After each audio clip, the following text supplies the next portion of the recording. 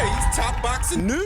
I think there's two notable fights, and I think one is the revenge fight with Katie. The other is a fight with Chantal. Chantal Cameron, for me, is the best fighter that we've got, and maybe the best fighter pound for pound. She's gone, she's defeated two undisputed champions in McCaskill, in Katie, and she's the fighter that everyone's chasing. And yet I think that's a great fight, and obviously the revenge of Katie. Those are two fights that Natasha Jonas seems to be interested in. Yeah. Neither one of those fights being all that realistic, because Katie and Chantel are supposed to be boxing each other in the fall. Seems that they're going to cap off the year with that fight, with that rematch. Natasha fighting one of them isn't realistic. For more reasons than one. For starters, Natasha Jonas is still over there on the Boxer and Sky Sports side of things. She's not on the same side of the street as either Katie Taylor or Chantal Cameron. That really does complicate things, because she's not the A-side fighter to either one of those fighters. So fighting one of them might require her to go back to Matchroom, and I really don't think she wants to do that. It's not realistic. Yet another reason that a fight between Natasha and one of them is not realistic is that her longtime trainer, Smokin' Joe Gallagher, is hinting at retirement for Natasha Jonas. That as far as he's concerned, she's done all there is to do, and she should start thinking about life after boxing. Of course you have. You can't start looking too far ahead. We had a chat this morning, Natasha in the gym, saying, listen, you need to wake up. This girl isn't taking a hit or anyone else said. This girl can fight, and this is a huge opportunity for her. Talking about other fighters, what we're going to do, listen, we've got to take care of one day Candy Wyatt first, and then after that we'll see what options. Me personally, I'd love Natasha to retire. I think she's done everything and there's nothing more to do, but if Natasha still wants to carry on, then like I say, she's the boss. That's not the first time that Smokin' Joe Gallagher has mentioned Natasha potentially walking away from the sport. As a response to all these other potential matchups, a Chantal Cameron fight, a Katie Taylor fight, the Candy Wyatt fight she's about to have for the newly vacated IBF title in the women's welterweight division. To that, newly crowned WBO welterweight champion Sandy Ryan responded by saying, Tosh, why would you fight for a belt but look ahead and not mention going undisputed in that division? Surely you want to try to go undisputed in any division you fight in. My thoughts. Sandy Ryan does raise a valid point. I mean, Natasha Jonas is literally one fight away, just one fight, one belt away from fighting for undisputed at junior middleweight. Opposite the ring, Terry Harper, who she's fought before, but Natasha Jonas is not interested in boxing Terry. If she beats Candy Wyatt and becomes IBF champion at welterweight. Why isn't Tasha talking about shooting for undisputed at welterweight? There are fights there. If she wins the IBF title in the women's welterweight division, she'll become a two-division champion. The WBO title that she currently holds up there at junior middle, that will go vacant per the WBO's own rule. They don't allow any of their champions to hold titles at multiple weights. They force them to choose, and I don't think Tasha means to return to junior middleweight. So if she wins, she becomes IBF champion at 147. The WBO title is forfeit at 154. Why is it that the only fights Tasha seems interested in are fights that are not likely to happen, fights that are not realistic? Could have had a fight with Terry Harper, a rematch for all the marbles at 154. She didn't want to do it. She's currently shooting for a title at 147, but she doesn't seem receptive to a fight with any of the fighters there, any of those champions. Not Sandy Ryan. What about Jessica McCaskill? Well, it's doable. It's definitely doable if Jessica McCaskill were to beat Sandy Ryan and take the WBO title back from her. I think Jessica has the autonomy to go straight into a fight with Natasha Jonas, if Natasha wants one. Does she? As stated, the only fights that Natasha seems to want are fights that are not likely to happen, fights that are not realistic in place of fights that are. And this indecision is ruffling feathers in a lot of circles, a lot of quarters. I mean, a lot of people are angry that Natasha didn't try harder to do the rematch with Terry Harper. That rhymes. So these are just my thoughts. I don't think Natasha's going to have a rematch with Katie Taylor. I don't think Natasha is going to end up sharing the ring with Chantal Cameron. I don't. I do think she's going to beat Candy Wyatt. I do think she'll become IBF champion. But I don't think she'll shoot for undisputed at 147. I don't think she'll shoot for undisputed at welterweight. I think this could be Natasha Jonas's final year in the sport of boxing. Maybe she wins the blue belt, schedules another fight later on this year, a swan song fight, a farewell fight. The only fights she seems interested in are fights that aren't likely to happen. And I hardly think she's going to sit around waiting for them to happen, as they would require her to work with Matchroom. And I don't think she wants to do that. I don't think Tasha Jonas boxes beyond this year. Not based on what she's saying, not based on what Joe Gallagher is saying. I think after this year, Tasha's going to be done in the sport. Maybe she'll retire a champion, which ain't the worst thing in the world. Men's flyweight news. I'm sure most of you have heard by now that it's official. The unification match between flyweight champions Sonny Edwards and Bam Rodriguez is officially signed and set to go down later on this year. A few passing thoughts. Today's flyweight and super flyweight divisions seem to get a lot more attention, especially here in America, than they used to in previous years, in previous instances. And I feel like Matchroom have a lot to do with that, going out of their way to stage the fights between Chocolatito and Juan Francisco Estrada. The second fight and the third fight had much more of a profile than their initial meeting did. Just the money and time and effort that they're pouring into the lighter weights that don't normally get this much attention. Not in America. Previous years, Americans weren't too hung up on flyweight action or super flyweight action, but that has changed over time, and I feel like Matchroom's efforts, their contribution, have a lot to do with that. Signing Sonny Edwards, one of 4 champions in the men's flyweight division, their other champion, Bam Rodriguez. They knew this is a fight that people would want to see. They knew if you're going to get the flyweight division attention, you've got to make this one. You've got to make Edwards versus Rodriguez. Fight that is expected to land here in the US of A on the West Coast in November. Matchroom deserves a lot of credit for this. They do. The acquisition of Sonny Edwards brought us that much closer to this fight. He very recently made his Matchroom debut, not but a few weeks ago. And a few weeks later, the fight is made. The fight is done. The unification match between unbeaten champions in their prime in the men's flyweight division. It's everything you want in a fight. The best versus the best. Irrespective of who you think wins and why, it's noteworthy that Matchroom were so Johnny on the spot to get the fight done, that they've delivered. You know, Bam Rodriguez, he took the fight fans by storm, moving up in weight 2 weight classes to take on Carlos Cuadras for what was then the vacant WBC title at super flyweight, knocking out Sor Rungvisai. Took out 2 of the 4 kings at super flyweight, then moved down in weight and became a champion at flyweight, where Sonny Edwards still reigns as IBF champion. Does Sonny Edwards have the movement, the ring craft, to offset the power and aggression of Bam Rodriguez, who's not just a good set of hands, he's a good set of feet too? Does Sonny have what it takes? Sporting a professional record of 20 wins with no losses, no draws, 4 knockouts, Sonny Edwards is a pure boxer. Defensively minded, mobile, economic. You're, according to Hoyle, finesse fighter, and he's very good at what he does, but is that good enough to beat Bam Rodriguez, to give him his first professional loss? Bam, who sports professional record, 18 wins with no losses, no draws, 11 knockouts. The edge and power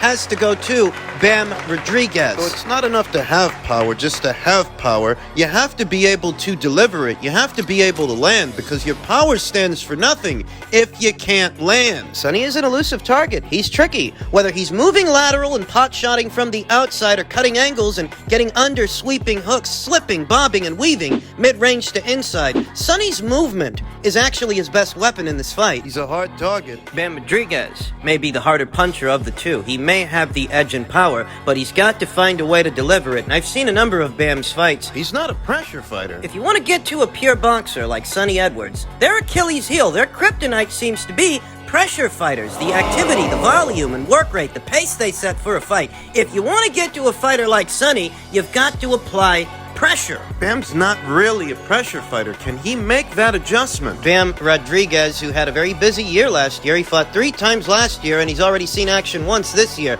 back in April, opposite the ring Christian Hernandez. Looked a little bit more human than usual in that Christian Hernandez fight. Looked a little human with Israel Gonzalez as well. This fight, size and scale of it, may be enough to give us a sharper Bam Rodriguez, a Bam Rodriguez that's more up for it than the one we saw in his last two outings, in his last two fights, rising to the occasion, as they say. And I'm sure that Sonny Edwards, he's going to bring his A game. He's been wanting a fight like this for a long while now, pursuing a fight with Julio Cesar Martinez, who still reigns as this division's WBC champion. pursuing a fight with Bam Rodriguez, going as far as signing to Matchroom to bring himself closer to those fights. Sonny Edwards means business. He's too mean to do the business in November. Sonny's got to stay in character. He's got to stay that hard target, that moving target, pot-shotting from the outside and being slippery mid-range to inside. That's what he's got to do. What Bam's got to do is he's got to up the tempo and apply pressure. Put the squeeze on Sonny Edwards. Keep him moving, keep him working. Even if Bam Rodriguez isn't an according to Hoyle pressure fighter,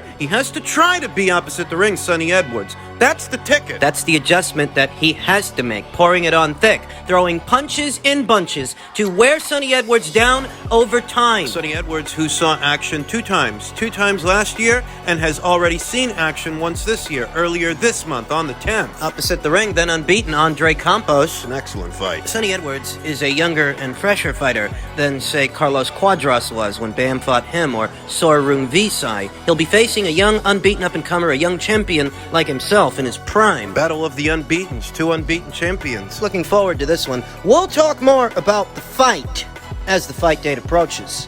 And finally, ahead of their long-awaited, long-anticipated welterweight showdown, Terence Crawford says, "If I didn't call Spence, we wasn't in contact with one another, fight wouldn't have happened." Seems that Terence Crawford was the one who initiated the communique that led us here to the fight being made. "I feel as if I didn't call him," Crawford told a group of reporters, "and we wasn't in contact with one another, the fight wouldn't have happened." And there was reason enough there to give up on this thing, to give up on this fight, but Terence Crawford didn't, and Errol Spence Jr., to his credit, he obliged him. Felt set of negotiations last year and how long we've been waiting for this thing. There was reason enough to give up, but Terence Crawford didn't. "I wasn't doing nothing," Crawford said. "I was just chilling at the house, and I sent him a text message. We texted back and forth, and then we got the ball rolling." A huge faction of fans and media faulted Crawford for negotiations falling apart last year, yet the three-division champion contends that he wanted this fascinating fight all along. "Like I said,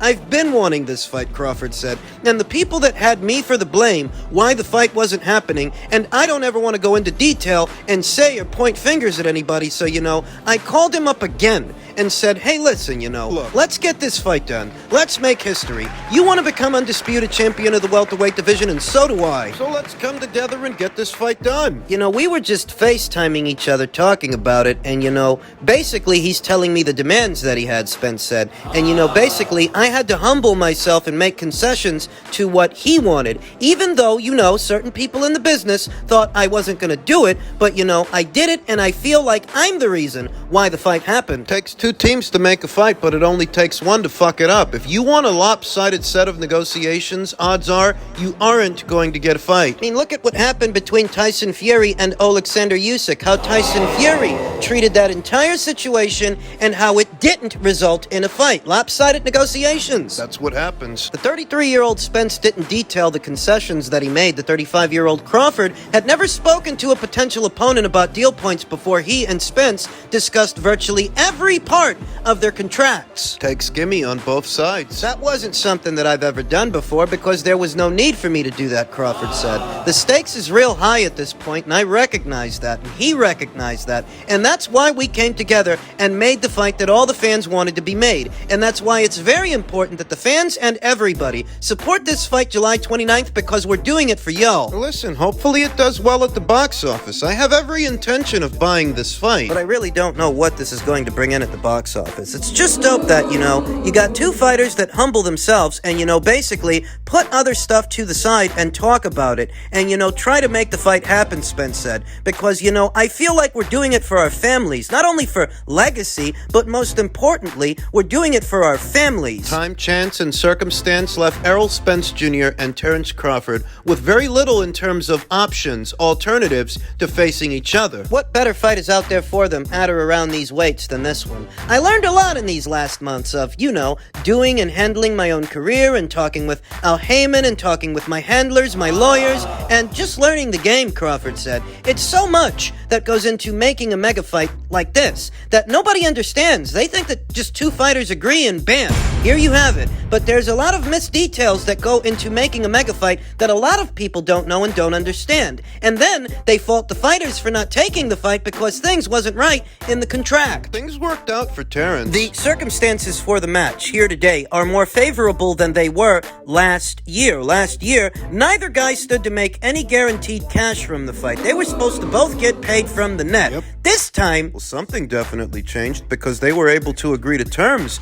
This time, Crawford's in a better position this year than he was last year because not only does he stand to get a guarantee now, but he's had a fight in the last 12 months. Errol hasn't. Crawford, who says Spence's size doesn't matter. I've been the smallest, but the strongest my entire life. Feels good. This is a fight that I've been wanting for about 5 years now. It's finally here. All I can do is embrace the moment, Crawford told the assembled media Saturday in Nebraska during a celebration send-off to training camp in Colorado Springs. This is for the supremacy of the welterweight division. You've got two top pound-for-pound fighters in their prime. This is one of those fights where it's a pick'em fight in everybody's eyes, and it's labeled one of the biggest fights in the last decade. I've never been in the ring with him. But in my eyes, no. His size won't be a factor. All my life, I've always been the smaller guy, but I've always been the strongest guy. So come fight night, we'll see. In every fight, I'm always looking to make a statement. In every fight. And yes, on July 29th, I'll be looking to make a statement. It just took patience,